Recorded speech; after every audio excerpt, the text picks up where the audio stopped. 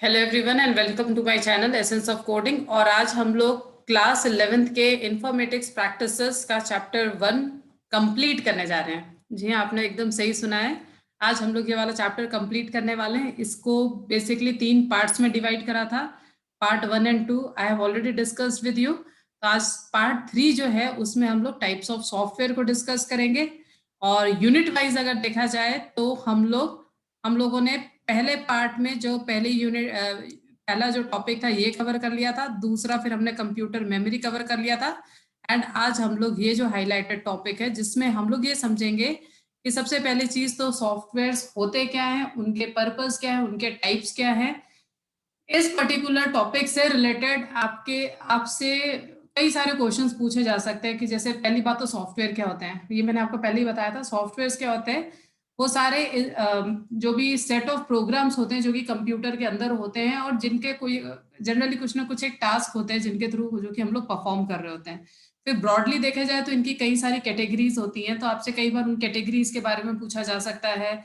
आपस में ही दो टाइप्स में कुछ भी डिफरेंस पूछा जा सकता है, तो वो सारा का सारा हम लोग एक एक करके चेक करते हैं। तो देखिए, सबसे पहली चीज अगर हम लोग एज पर योर सिलेबस अगर हम लोग बात करें तो अगर टाइप्स ऑफ सॉफ्टवेयर की बात करें तो ब्रॉडली 3 कैटेगरी हो जाती है। तो अब देखिए, सबसे पहले तो आपसे यही पूछा जा सकता है ना, कि dash dash and dash are the types of software. तो इस तरह से आपका ये एक 1 मार्क्स का क्वेश्चन बन सकता है। तो आपको ये तीनों के तीनों नाम याद होने चाहिए। पहला है आपका सिस्टम सॉफ्टवेयर। अब थोड़ा आप नाम से भी समझ सकते हैं, सिस्टम सॉफ्टवेयर का मतलब क्या हुआ, ऐसे सॉफ्टवेयर जो कि आपके सिस्टम के लिए बने हुए है ना, तो that will be called as your system software. फिर दूसरा आता है आप लोगों के प्रोग्रामिंग टूल्स। ये वो होते हैं जो कि बेसिकली डेवलपर्स के पॉइंट ऑफ व्यू से बनाए जाते हैं, जिनके बेसिस पे आप लोग ये देखेंगे कि जब हम लोगों को प्रोग्रामिंग करनी होती है तो उससे रिलेटेड हम लोगों को कौन कौन से पैकेजेस या कौन कौन से सॉफ्टवेयर मिलते हैं, वो सारे के सारे आ जाते हैं प्रोग्रामिंग टूल्स में। और लास्ट जो है that is your application software, जिसमें हम लोग मेनली फिर से इसकी 2 सब कैटेगरीज देखेंगे जो कि based on application, specific applications के ऊपर बेस्ड ये सॉफ्टवेयर होते हैं। तो आज का जो हमारा मेन टॉपिक है that is these 3 software and their categories. तो देखिए, सबसे पहले हम लोग जो स्टार्ट करते हैं वो पूरी की पूरी जो कैटेगरीज है आपके टाइप्स ऑफ सॉफ्टवेयर की, अगर अब आप लोग ये पूरा का पूरा टेबल ये जो सॉरी ग्राफ है ये पूरा अगर ढंग से समझें तो आपको ये समझ में आ जाएगा कि जैसे ब्रॉडली अगर देखा जाए तो सॉफ्टवेयर को 3 पार्ट्स में डिवाइड करा गया है। अब अगर हम सबसे पहले सिस्टम सॉफ्टवेयर को देखते हैं तो सिस्टम सॉफ्टवेयर में आप लोग देखेंगे इनकी 3 फर्दर सब कैटेगरीज हैं। ठीक है, जैसा कि मैंने आपको पहले बताया था, ऐसे सॉफ्टवेयर होते हैं ये जो कि सिस्टम्स के लिए बनाए जाते हैं। तो सिस्टम के लिए बनाए जाने वाले जो पहला सॉफ्टवेयर है that is your operating system, दूसरा है आपके सिस्टम यूटिलिटीज, तीसरा है आप लोगों का डिवाइस ड्राइवर्स। इन सबको हम लोग एक एक करके डिस्कस करेंगे। फिर इसके बाद में आते हैं आप लोगों का second category is your programming tools. फिर अगर आप लोग देखेंगे इसमें फिर इसके अंदर सब कैटेगरीज आती हैं।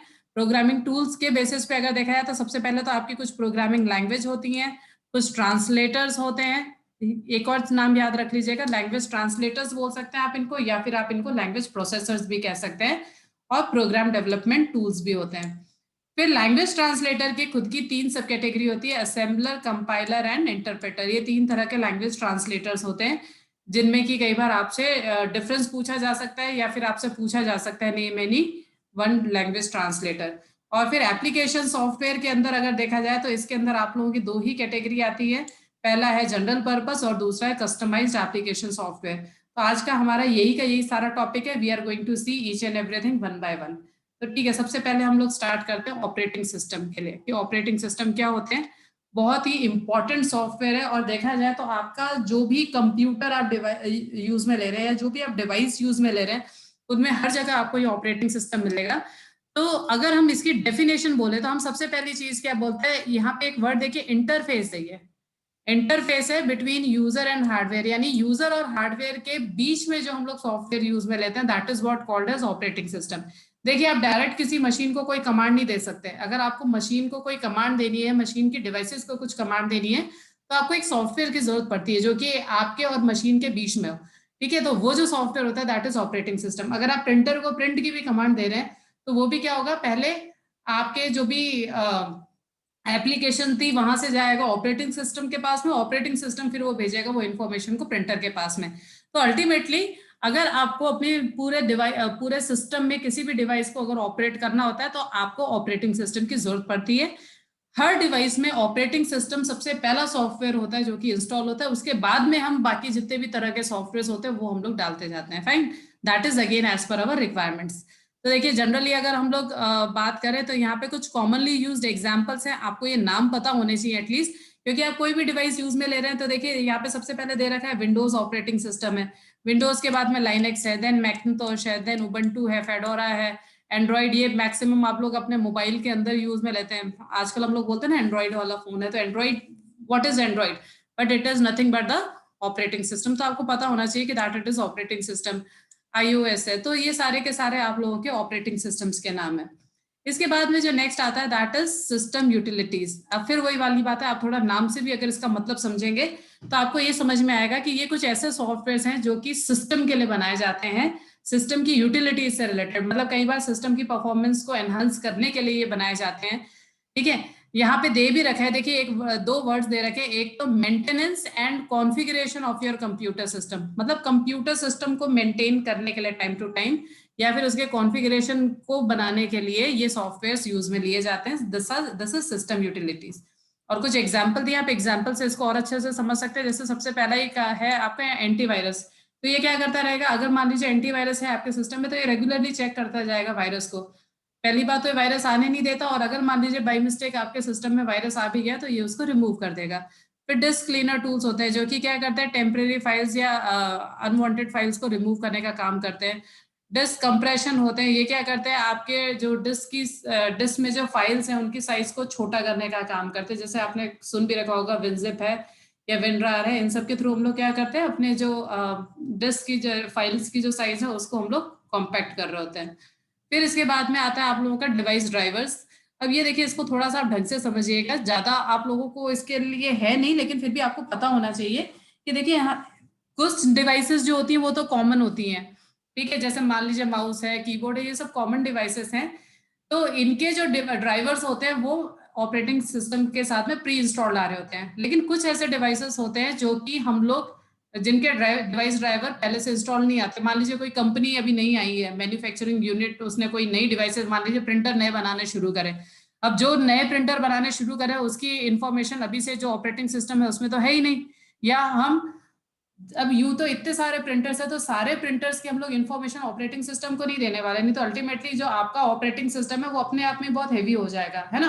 तो हम लोग क्या करते हैं, कॉमनली यूज जो इन्फॉर्मेशन होती है, कॉमनली यूज जो डिवाइसेस है, उन्हीं की इन्फॉर्मेशन या उन्हीं की जो डिवाइस ड्राइवर्स होते हैं वो ऑपरेटिंग सिस्टम के साथ में प्रोवाइड कर रहे होते हैं।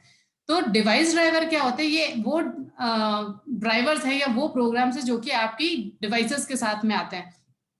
और फिर हम लोग क्या करते हैं, हम लोग बाद में इनको इंस्टॉल करते हैं ताकि अब हमारे ऑपरेटिंग सिस्टम को पता चल सके कि जो भी आपने नई डिवाइस अब आपने इंस्टॉल करी है या जो भी आपने अभी नई डिवाइस अटैच करी है वो कैसे यूज में आएगी या फिर वो कैसे चलेगी। आप लोग कभी भी देखिएगा, आप नया स्कैनर खरीदने जाएंगे, आप नया प्रिंटर खरीदने जाएंगे ना, आपको अलग से उसके साथ में एक सीडी मिलती है, ठीक है ना, ताकि आप जब उसको इंस्टॉल करते हैं तभी आप उसको ऑपरेट कर सकते हैं। तो but that CD is nothing but containing the device driver. Fine, इसके बाद में जो नेक्स्ट है दैट इज प्रोग्रामिंग टूल्स। देखिए प्रोग्रामिंग टूल्स में सबसे पहले जो आपको वर्ड दे रखा था दैट वाज प्रोग्रामिंग लैंग्वेज। तो आपको ये पता होना चाहिए कि पहली बात, जो आपकी जितनी भी प्रोग्रामिंग लैंग्वेज है उसको ब्रॉडली दो लेवल में डिवाइड करा गया है। First is your low level languages and second one is your high level language. देखिए सबसे पहली चीज आप दो नाम याद कर लीजिए, लो लेवल लैंग्वेज में सिर्फ दो ही नाम आते हैं, machine language and assembly language. इन दोनों को छोड़ करके अब आपको जितनी भी कंप्यूटर की लैंग्वेजेस पता है वो सारी की सारी आपकी हाई लेवल लैंग्वेज में आती है। ठीक है, पहली बात तो ये।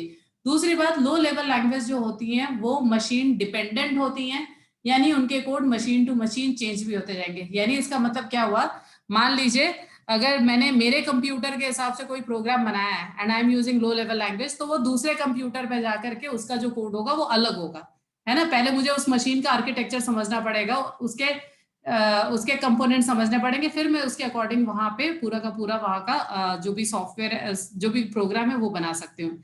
जबकि high level languages machine dependent नहीं होते हैं, सिंपल होते हैं। सबसे प्लस पॉइंट क्या है, यहाँ पे इंग्लिश लाइक स्टेटमेंट्स होते हैं। अब इंग्लिश लाइक स्टेटमेंट्स से फायदा क्या रहता है कि हम समझ सकते हैं, these are close to us. देखिए अब इसको थोड़ा सा और ढंग से समझिएगा कि जब आप लो लेवल लैंग्वेज यूज में रह रहे हैं तो वो आपको नहीं समझ में आती, वो मशीन को समझ में आती है ना। तो इसीलिए ये क्या होती है, बड़ी डिफिकल्ट होती है हम लोगों को समझने के लिए। मतलब आप ये समझ लीजिए कि अगर आप किसी दूसरे देश में जा रहे हैं और आपको आपको दूसरे लोगों की लैंग्वेज नहीं समझ में आएगी। अगर आपको उन्हीं से उनकी भाषा में बात करनी है तो अल्टीमेटली आपको उनकी लैंग्वेज समझनी पड़ेगी, जो कि आपके लिए एक टिपिकल टास्क होता है। और हाई लेवल लैंग्वेज में यहाँ पे क्या बताया जा रहा है, मान लीजिए यहाँ पे क्या है, आपकी खुद की लैंग्वेज है, बीच में एक ट्रांसलेटर है। ट्रांसलेटर क्या होता है, हर लैंग्वेज के साथ में एक प्रोग्राम साथ में आपको मिल जाता है, जिसमें कि क्या करा जाता है कि जो भी आपकी हाई लेवल लैंग्वेज है, वो जो ट्रांसलेटर है वो क्या करेगा, उसको कन्वर्ट करेगा मशीन अंडरस्टैंडेबल फॉर्म में।